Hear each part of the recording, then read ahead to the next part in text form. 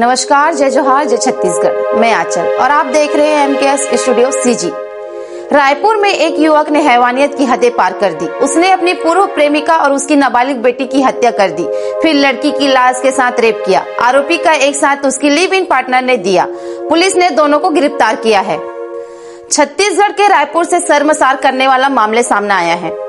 यह अवैध संबंधों के चलते मां बेटी की हत्या कर दी और हैवान आरोपी ने नाबालिग लड़की की हत्या कर लाश के साथ रेप किया और उसने नाले में फेंक दिया। पुलिस ने घटना का खुलासा करते हुए हत्या के आरोपियों को गिरफ्तार किया है। मां बेटी की हत्या लिव इन रिलेशन में रह रहे भरत दास दीवान और अनाती लहरे ने की थी।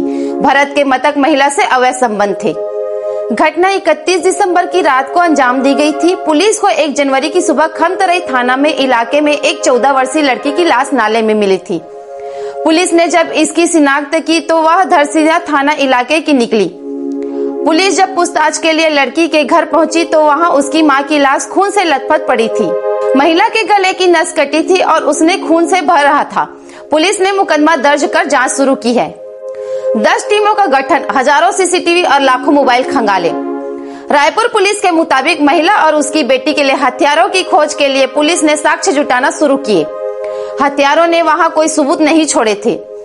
खुलासे के लिए पुलिस ने एंटी क्राइम साइबर यूनिट समेत 10 टीमों का गठन किया गया है।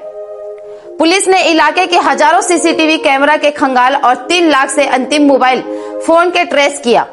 सबूत मिलने पर एक ऑटो चालक को शक के आधार पर हिरासत में लिया गया। इसकी पहचान भरत दास दीवान के रूप में हुई।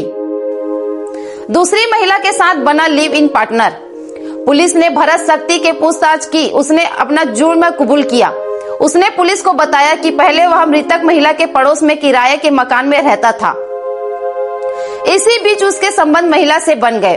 उसकी एक नाबालिग बेटी भी थी। कुछ दिनों बाद भरत दूसरे इलाके में शिफ्ट हो गया और वहां एक अनाती के संपर्क में आ गया। वह दोनों लिव इन पार्टनर बन गए और एक साथ रहने लगे।